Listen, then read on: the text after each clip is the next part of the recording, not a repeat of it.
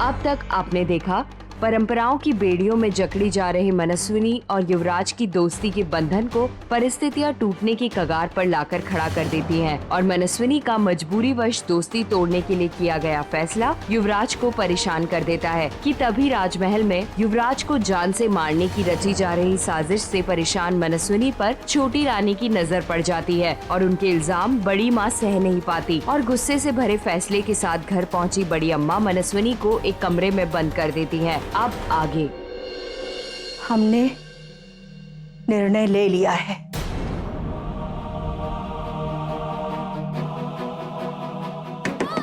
बड़ी अम्मा दरवाजा खोलिए, हमें से बंद करके मत रखिए बड़ी अम्मा। इसका मतलब आप मनु को? जी बड़ी अम्मा दरवाजा खोलिए ना।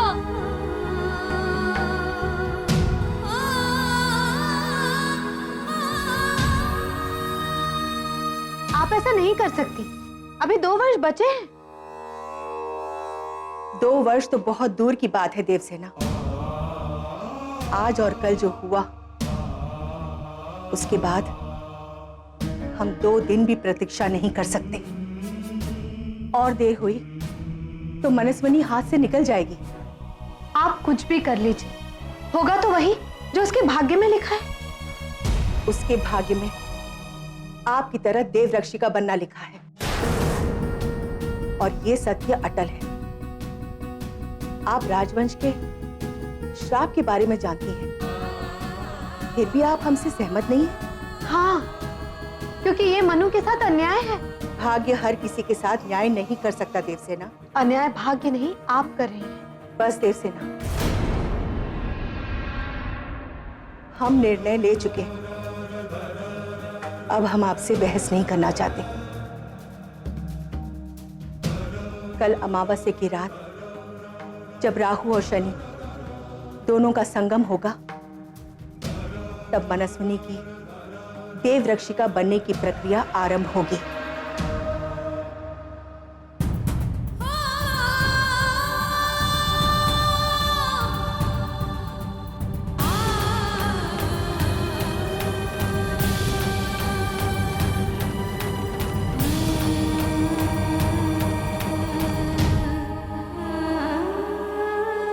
माँ, अगर हम मनु से मिलने चले भी गए तो इसमें कौन सी बड़ी बात हो गई? वो हमारी दोस्त है। मनस्विनी आपकी दोस्त कभी नहीं हो सकती। मनु हमारी दोस्त क्यों नहीं हो सकती माँ? क्योंकि हर जंजीर दिखाई नहीं देती युवराज। आप, हम, इस महल के सभी लोग एक ऐसी ही जंजीर से बंधे हुए हैं, नियमों की जंजीर। हम ऐसा कोई नियम नहीं मानना चाहते माँ, और ना ही इस बारे में कुछ सुनना चाहते हैं। युवराज,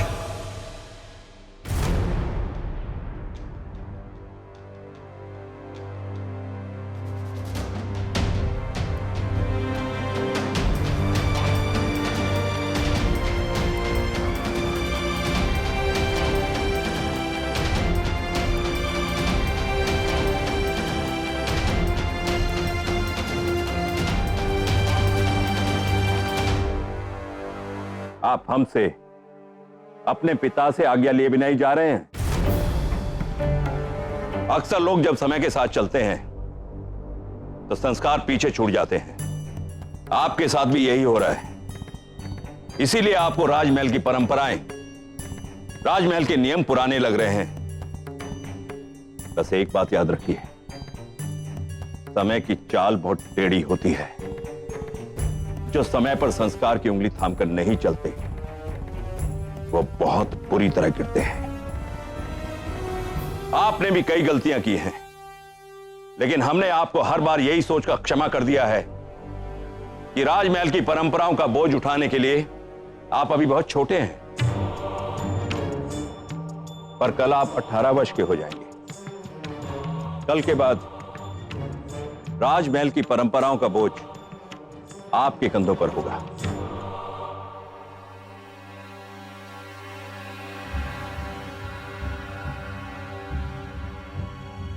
आपके कंधे झुकने नहीं चाहिए।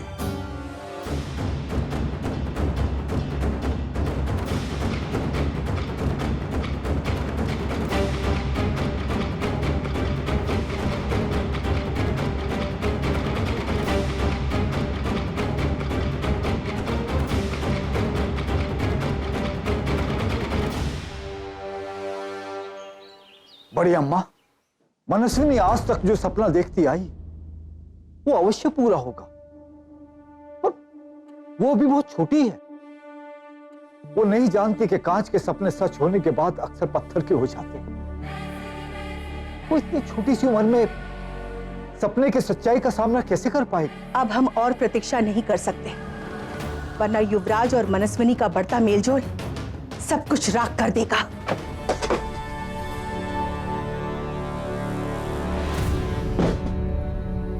युवराज, हम और आपके पिता आपके दुश्मन नहीं हैं। हम जो कुछ भी कर रहे हैं इस राज परिवार की रक्षा के लिए कर रहे हैं। और मनु के परिवार का क्या बड़ी रानी? अपने परिवार की रक्षा के लिए आप मनु के परिवार की बलि चढ़ा रही हैं। मनस्विनी देव रक्षिका बन रही है आपकी रक्षा करने के लिए। आप एक परंपरा के लिए मनु की सारी खुशियों को जला देना चाहती हैं, और हम मनु की खुशियों के लिए इस परंपरा को जला देंगे। युवराज, ऐसा मत कहिए। ये राज परिवार परंपराओं पर ही टिके। अगर ये परंपराएं नष्ट हो गई तो हमारे पास बचेगा क्या? तो फिर हमारी भी एक परंपरा है बड़ी रानी।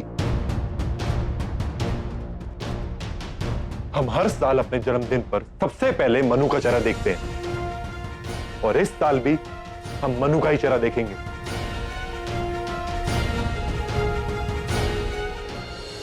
मनस्विनी अभी बच्ची है, वो इस परंपरा का बोझ नहीं उठा पाएगी। मैं मनस्विनी को देव रक्षिका बनाने के आपके निर्णय से इनकार नहीं कर रहा, पर आप उससे, मेरी बेटी से उसका बचपन मत छीनिए। वो सिर्फ आपकी बेटी नहीं, हमारी पोती भी है। तो फिर आप उसके साथ क्यों अन्याय कर रही हैं? एक आम लड़की की तरह जीने के लिए उसके पास केवल 2 वर्ष, उसे जी लेने दीजिए।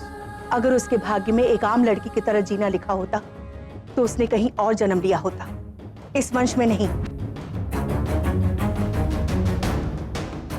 भाग्य लिखा जा चुका है।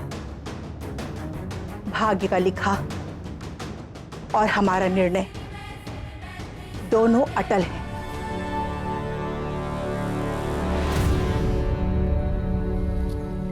अगर मैंने कुछ नहीं किया तो वो लोग माधव को। ये दुनिया का सबसे तेज जहर है। जीभ पे लगते ही आदमी का राम नाम सत्य हो जाता है। कल पूजा के लिए जो खीर बनेगी उसमें मिलाना है। युवराज माधव ये खीर खाते ही एक पल में ढेर हो जाएंगे। बेचारे का जन्मदिन मरण दिन में बदलने वाला है। कुछ तो कुछ करना पड़ेगा।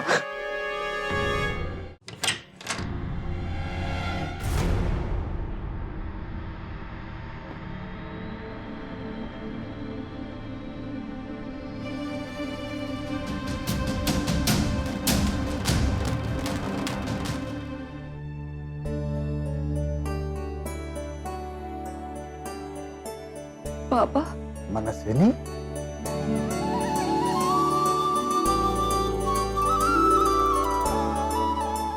कहाँ जा रही थी? ये मत पूछिए पापा, बस इतना समझ लीजिए कि मेरा इस वक्त यहाँ से जाना बहुत जरूरी है। तू कहीं नहीं जा सकती मनस्विनी।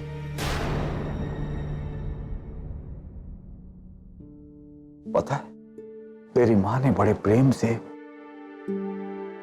तेरा नाम मनस्विनी रखा था। वो आज इस दुनिया में नहीं है, लेकिन जब भी मैं तुझे इस नाम से पुकारता हूं तो मुझे ये लगता है कि जैसे उसकी याद ने मेरे कंधे पे हाथ किया। मनस्विनी, मनस्विनी, क्या हुआ पापा?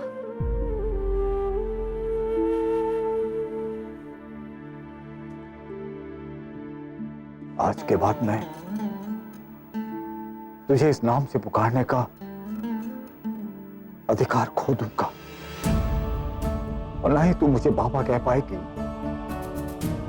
और ना ही मैं तुझे अपने सीने से लगा पाऊंगा।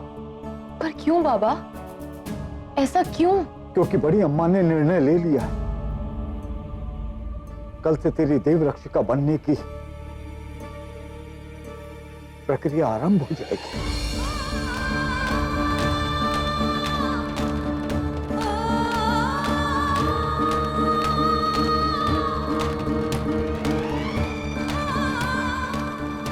देवरक्षिका, ये तो कितनी खुशी की बात है।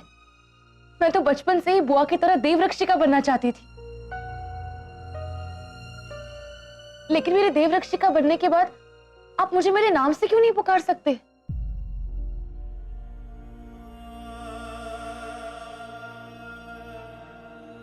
क्योंकि देव रक्षिका का रिश्ता सिर्फ अपने फर्ज से होता है। उसका ना कोई परिवार होता है, ना ही कोई पिता।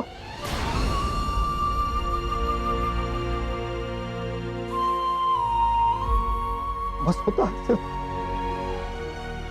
उसका धर्म। पर बाबा, देवसेना बुआ मुझसे कितना प्यार करती है।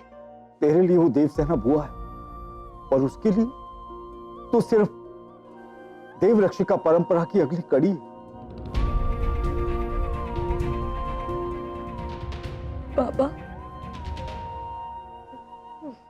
मेरे देवरक्षिका बनने के बाद अब मेरे बाबा नहीं रहेंगे।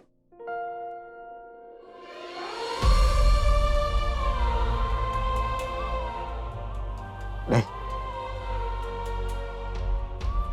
और तुम मेरे लिए सिर्फ देव रक्षिका होगी और मैं तेरे लिए महंत जी।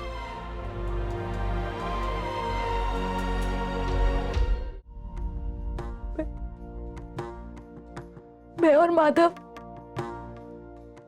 अब दोस्त नहीं रहेंगे बाबा।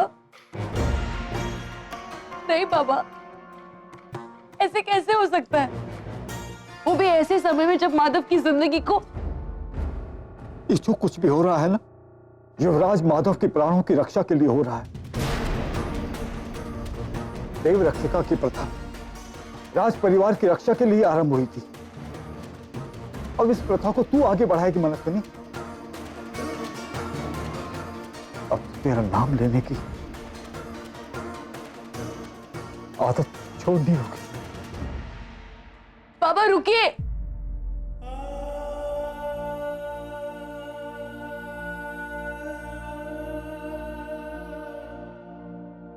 मेरा माधव से मिलना बहुत जरूरी है। क्या मैं आखिरी बार अपने दोस्त से नहीं मिल सकती? देवरक्षिका का अपने रिश्तों पर कोई अधिकार नहीं होता, पर यादों पर तो होता है ना। उन्हीं यादों को समेटने का मौका नहीं देंगे बाबा। आज अगर तुम इस चौखट से बाहर गई तो ये समझ लेना कि तुम युवराज के प्राणों को संकट में डाल रही हो। अब तुम्हें निर्णय लेना है कि तुम क्या चाहती हो। देव रक्षिका बन के युवराज के प्राणों की रक्षा या इस चौखट को लांघकर युवराज के प्राणों को संकट में डालना चाहती हो। मुझे माफ कर दो माधव, पर ये परंपरा तुम्हारे और तुम्हारे परिवार की रक्षा के लिए है। अगर इसे तोड़ने से तुम्हारे ऊपर कोई खतरा आएगा तो मैं इस परंपरा को कभी नहीं टूटने दूंगी।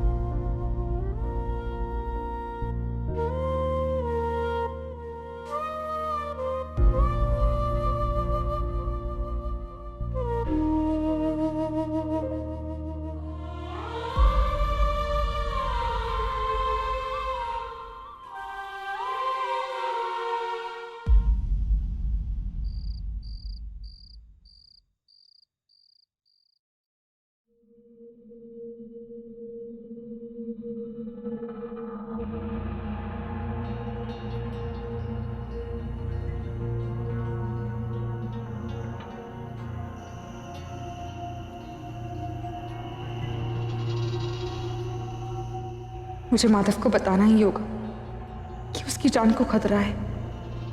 मैं तो बाहर नहीं जा सकती, पर कोई और तो ये संदेश लेकर जा सकता है ना।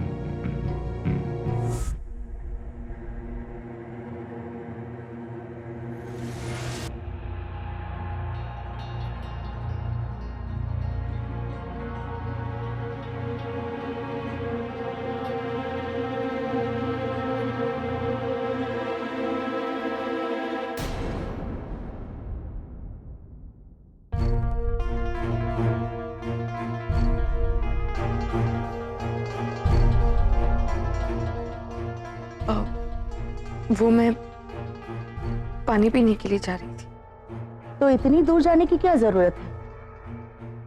पानी यहीं रखा हुआ है, पी लो और चुपचाप सो जाओ।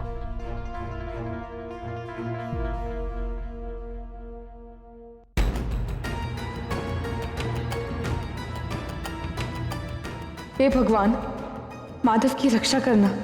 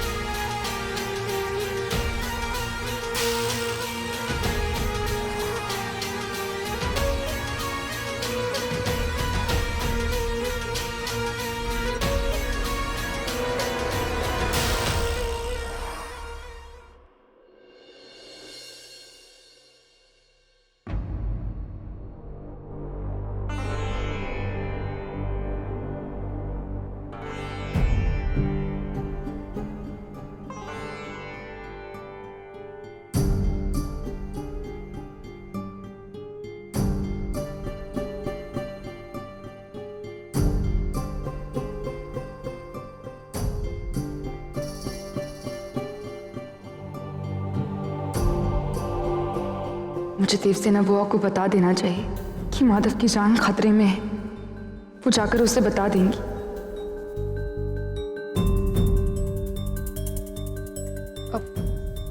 बड़ी अम्मा, वो चुपचाप बैठे रहो। कहीं जाना है?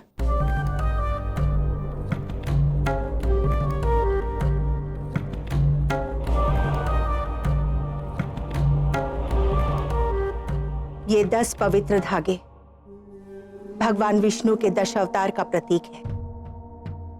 मत्स्य अवतार, कर्म अवतार, वराह अवतार, नरसिंह अवतार, वामन अवतार, परशुराम, राम, कृष्ण, बुद्ध और कल्कि। तुझे इन 10 अवतारों के आदर्शों और मूल्यों को अपने जीवन में उतारना है। तेरी हर उंगली एक अवतार और उनके एक एक आदर्श का प्रतीक है। जैसे जैसे विधियां संपूर्ण होती जाएंगी, हम तुझे विस्तार पूर्वक समझाते जाएंगे। अभी पहले संस्कार का समय है।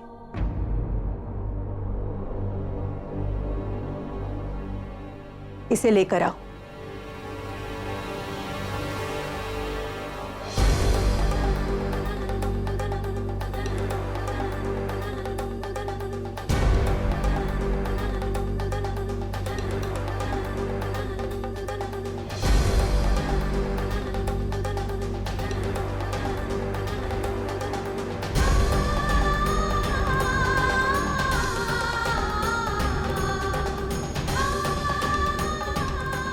हे गरुड़देव, तीसरे नवों को मैंने अभी तक माधव के बारे में नहीं बताया। अब क्या होगा? माधव की रक्षा करना गरुड़देव, उसकी रक्षा करना।